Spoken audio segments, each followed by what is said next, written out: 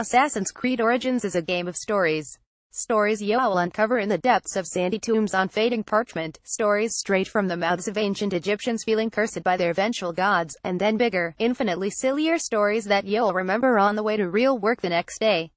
How you were admiring the way the morning light sparkled on Lake Mareotis only to be set upon by a clan of cackling hyenas on the beach when you managed to escape a tomb via an underwater passage but had barely taken a lungful of air before you were savagely attacked by hungry crocodiles.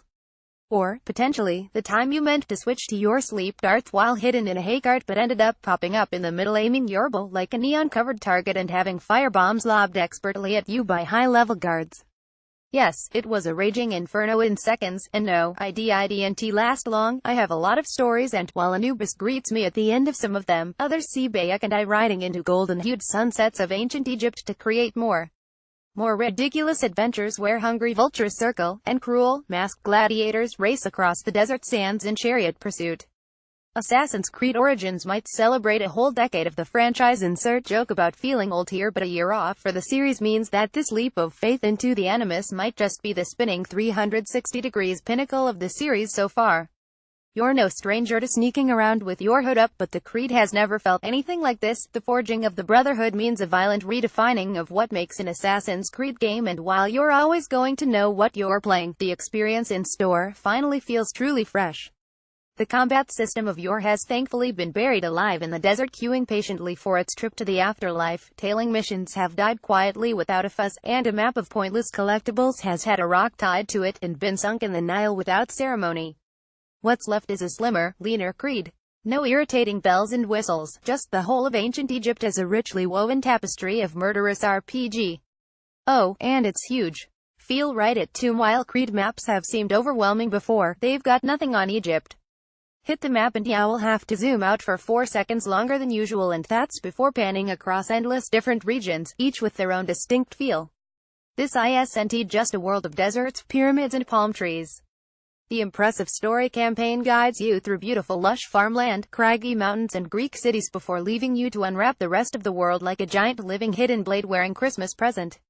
Origins has no qualms about delivering you to entire cities complete with colosseums 80% of the way through your campaign, knowing full well you'll be back for more once it's all over.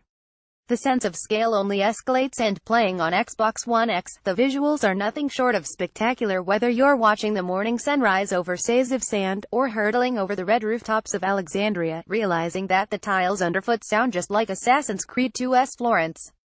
Egypt then is going to eat you alive, literally and figuratively. While the roaming wildlife creates constant moments of peril with relentless hunger and sharp teeth, just going in any direction will deliver something you had no idea you wanted to do. How about freeing the rebels trapped in this enemy camp? No, we'll just grab some leather for Far Cry style bag upgrades. Oh wait, I've ended up jumping on a boat and rescuing a priceless bust from the bottom of a lake. The new quest system is dangerously involved. Gone are the flashing fetch missions of old. Egyptians need your help, and while starting one quest might seem like something small, you might uncover a table of even more quests or end up a part of a series of missions that previous Assassin's Creed games could have only dreamed of. Go everywhere, climb everything even if it doesn't have handholds, dive everywhere. The open world gauntlets are off, brilliant characters and genuinely emotional dialogue means you'll feel your way through every part of Origins. While there's a strong sense of humor running through Egypt, why did it have to be snakes, howls, Bayek in one tomb? There's true feeling at work here, and the eternal presence of death manages to simultaneously be trivial as you cut down endless guards in inventive ways, and heart-wrenching as you see its consequences in both the campaign and multi-layered side quests. Fine, I cried, once. And you'll know when. The couple that slays together, as assassins go, Medjay Bayek is pleasantly unique. Well, there's going to be no spoilers here. He and his wife Aya's quest across Egypt has a surprising beating heart. Marriage in games isn't known for its keeping both partners, alive, but their scenes are a refreshingly mature, if murderous, approach to love that's balanced slaying and playing. Equality is the order of the day here too. Aya is just one of Egypt's women who effortlessly reinforce that the fairer sex is not to be trifled with. There are no damsels in ancient Egypt, and a few sly nods from UBI are telling. How could you trust a woman to do this job? Exclaims Julius Caesar at one stage. How indeed, Caesar. The leveling and abilities systems mean that while Bayek starts out weak and fighting for his life with a rusty blade, he gradually evolves into a hooded superhero. The choice of abilities is intimidating, but spend points wisely and Origins evolves gradually around you. Group battles suddenly become less of a deadly brawl as you invest in a smoke screen. Rooftop battles are instantly 300% more Hollywood when Bayek learns to push people off buildings with his shield, and, if you've erred on the side of the Predator bow, upgrading to be able to control your arrows turns Egypt into a murderous playground. No tailing missions, bonus slow motion, and remote control arrows should be on the poster. After 48 hours of play I was no longer a Medjay of Siwa, but a level 36 assassin with far too many quests to do, a shield that put people to sleep when I blocked, and a flaming sword. Go figure, deftly implementing a Destiny 2 style color scheme, the loot system is constantly rewarding. A wide range of deadly implements means you will always find something to make the most of the new combat system with. Dual swords are deadly up close and personal, while a scepter or spear makes for ideal long-range play. The combat itself took me a few hours to get used to after hammering a face button for 10 years, but raising a shield and a heavier emphasis on dodge quickly becomes second nature and far more rewarding. Whether you're jumping into the gladiator arena or taking on one of the uber boss Phylax across the world, your style constantly has to change. Mega shields need to be smashed, giant hammers dodged, weak spots hit. This is no longer just a case of spamming the counter button and letting it do the hard work for you. Every finishing move is a gory full stop of victory, and you'll always want to try new loot's perks for size.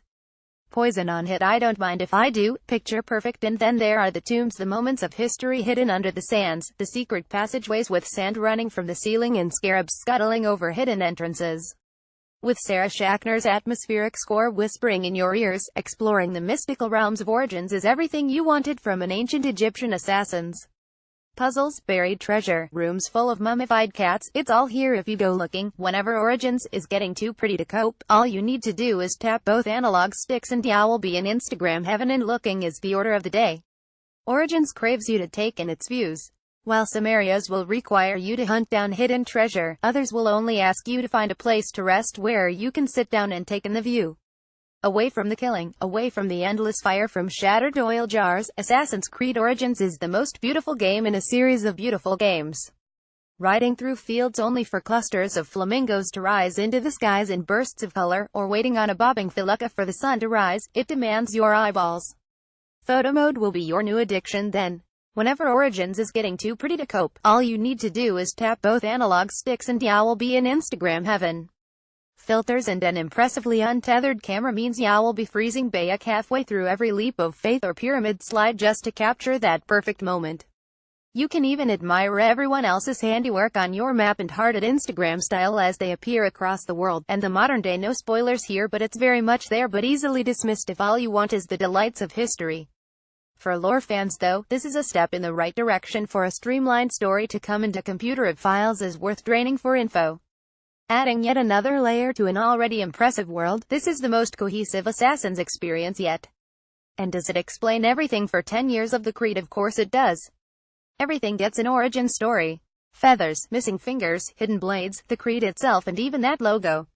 Everything is present and correct, and the campaign conclusion will send Assassin's Creed lore fans suitably giddy while simultaneously teasing a new era of Creed for the years ahead. Confident, exhilarating and utterly deadly, Assassin's Creed Origins is now, finally, the one to beat.